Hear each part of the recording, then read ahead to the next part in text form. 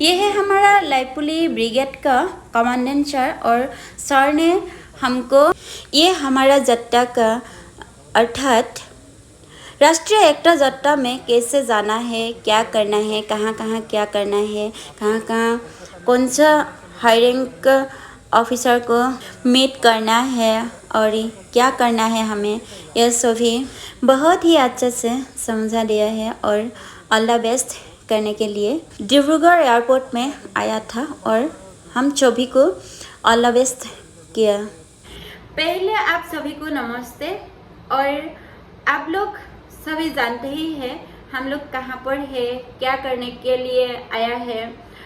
असल में हम लोग 20 लोग वीडियो क्रिएटर और राष्ट्रीय एकता यात्रा में आया हूँ और हम लोग मेघालय में हूँ और क्या करने के लिए आया है, क्या उद्देश्य है, ये मैं आपको थोड़ा सा बताऊंगी। आज हम राष्ट्रीय एकता यात्रा में हूँ और आज सेकेंड डे है। असल में इस राष्ट्रीय यात्रा का उद्देश्य क्या है मैं आज आप लोगों को थोड़ा सा बताऊंगी। और पहले बताओ ये क्या है। ये है राष्ट्रीय एकता यात्राएं जम्मू और कश्मीर और उत्तर पूर्व राज्यों के युवाओं के लिए शैक्षिक और प्रेरक यात्राएं हैं। और इस यात्रा के उद्देश्य क्या है, लक्ष्य क्या है, ये मैं आसामीज में बताऊंगी क्योंकि हिंदी ऐसे से नहीं आता है, तो मैं आसामीज में ही सब कुछ आप लोगों को बता दूंगी। प्रथमते कब विचारू जे आमी राष्ट्रीय সংহতি ভ্ৰমণত আছোহি আৰু আমি আছোহি মেঘালয়ত আৰু আজি সেকেন্ডটো দিন।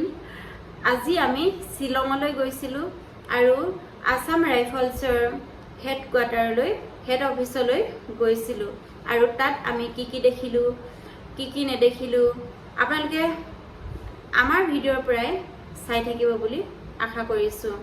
আৰু ইয়াৰ উদ্দেশ্য কি আছিল মই সকলোবোৰ আজি আপোনালোকক ক'ব বিচাৰিছোঁ। ৰাষ্ট্ৰীয় সংহতি ভ্ৰমণ হৈছে জম্মু কাশ্মীৰ আৰু উত্তৰ পূৰ্বাঞ্চলৰ ৰাজ্যৰ যুৱক যুৱতীসকলৰ বাবে শিক্ষামূলক আৰু প্ৰেৰণাদায়ক ভ্ৰমণ। ৰাষ্ট্ৰীয় সংহতি ভ্ৰমণৰ উদ্দেশ্য কি? ইয়াৰ লক্ষ্য দেশৰ চহকী ঐতিহ্যৰ লগতে বিভিন্ন চলি থকা উন্নয়নমূলক আৰু উদ্যোগিক পদক্ষেপৰ তথ্য প্ৰদান কৰা।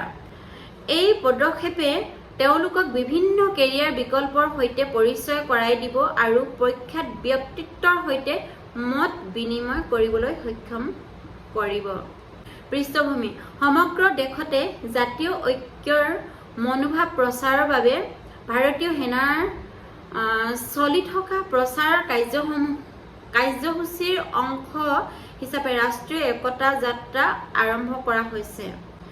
ৰাষ্ট্ৰীয় সংহতি হ'ল এখন দেশৰ নাগৰিকৰ মাজত এক উমৈহতীয়া পৰিচয় সজাগতা।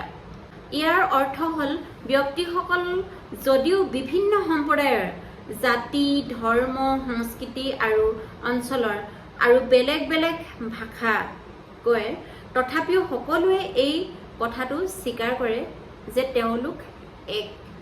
ভাৰতৰ প্ৰথম মহিলা প্ৰধানমন্ত্ৰী ইন্দিৰা গান্ধীৰ জন্ম জয়ন্তী উপলক্ষে প্ৰতি বছৰে 19 নৱেম্বৰত ৰাষ্ট্ৰীয় সংহতি দিৱস পালন কৰা হয়।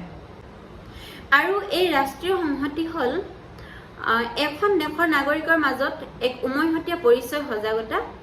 ইয়াৰ অৰ্থ হ'ল ব্যক্তিসকল যদিও বিভিন্ন সম্প্ৰদায়ৰ জাতি ধৰ্ম সংস্কৃতি আৰু অঞ্চলৰ আৰু বেলেগ বেলেগ ভাষা কয় তথাপিও সকলোৱে এই কথাটো স্বীকাৰ কৰে যে তেওঁলোক এক। আৰু ইয়াৰ পৃষ্ঠভূমি হ'ল সমগ্ৰ দেশতে জাতীয় ঐক্যৰ মনোভাৱে প্ৰচাৰৰ বাবে ভাৰতীয় সেনা চলি থকা প্ৰচাৰ কাৰ্যসূচীৰ অংশ হিচাপে ৰাষ্ট্ৰীয় একতা যাত্ৰা আৰম্ভ কৰা হৈছে। আৰু ইয়াৰ উদ্দেশ্য হ'ল দুটাই। ইয়াৰ লক্ষ্য দেশৰ চহকী ঐতিহ্যৰ লগতে বিভিন্ন চলি থকা উন্নয়নমূলক আৰু ঔদ্যোগিক পদক্ষেপৰ তথ্য প্ৰদান কৰা আৰু সেকেন্ডটো হ'ল এই পদক্ষেপে তেওঁলোকক বিভিন্ন কেৰিয়াৰ বিকল্পৰ সৈতে পৰিচয় কৰাই দিব আৰু প্ৰখ্যাত ব্যক্তিত্বৰ সৈতে মত বিনিময় কৰিবলৈও সক্ষম কৰিব। আৰু আজি আমাক সেই উদ্দেশ্যে লৈ গৈছিল শিলঙৰ আছাম ৰাইফলছৰ হেড অফিচলৈ আৰু তাত কেনেদৰে কি হ'ল কেনেদৰে কি নহ'ল সেইবিলাক আচলতে ভিডিঅ'ৰ দ্বাৰাই এলাউড নাই, ভিডিঅ' কৰিবলৈ এলাউ নাছিল, সেইটো কাৰণে আমি দেখাব নোৱাৰিলোঁ। তথাপিও বহুখিনি তথ্য জানিব পাৰিলোঁ আৰু তাৰ অফিচাৰৰ লগত কথা পাতিছোঁ, হেড অফিচাৰৰ লগত, আৰু তেওঁ ধুনীয়াকৈ বুজাই কৈছে কেনেদৰে কি কৰিলে মানে ল'ৰাবিলাক মানে দুখীয়া ঘৰৰ দৰিদ্ৰ সীমাৰেখাৰ তলৰ সেই ল'ৰা ছোৱালীবিলাক উপকৃত হ'ব। যিহেতু প্ৰত্যেকটো ইণ্টাৰভিউতে আমাৰ ল'ৰা ছোৱালীবিলাকে দুখীয়া ল'ৰা ছোৱালীবিলাকে যিহেতু কিছুমানে বিফল হয় ট্ৰেইনিঙত ইণ্টাৰভিউত, সেই বিফলটো কেনেকৈ সফল কৰিব পাৰি সেই বিষয়ে আমাক বুজালে আৰু আমাক আৰ্মিসকলৰ যিটো ট্ৰেইনিং চেণ্টাৰ তালৈ লৈ গ'ল আৰু তাত কেনেদৰে আমাক শত্ৰুৰ পৰা ৰক্ষা পাব পাৰিম, কি আমি ব্যৱস্থা অৱলম্বন কৰিব পাৰোঁ তাৰ বিষয়ে আমাক জনালে। প্ৰতিৰক্ষাৰ কাৰণে আমি কেনেদৰে মানে এখন তীৰ আমি শত্ৰু পক্ষই নজনাকৈ আমি তীৰ চলাব লাগে সেইটো দেখালে। তাতে আমাক ডেমো দেখালে, তাৰপিছতে ডেমো কৰি দেখালে যে গ্ৰেনেডবিলাক কেনেকৈ আমাৰ দিয়া হয়, গ্ৰেনেড বিস্ফোৰণ কেনেকৈ কৰা হয়, তাৰপিছতে আৰু বহুত ধৰণৰ মানে আমাক ডেমো দেখালে আৰু বহুত বেছি ভাল লাগিলে। আৰু আচলতে আমাৰ এই উজনি অসমৰ ল'ৰাবিলাক বহুতো ল'ৰাই মানে ট্ৰেইনিং কৰি আছে আৰ্মি ট্ৰেইনিং চেণ্টাৰত, যিহেতু শ্বিলঙৰ, আৰু লগ পাই বহুতে বেছি ভাল লাগিলে।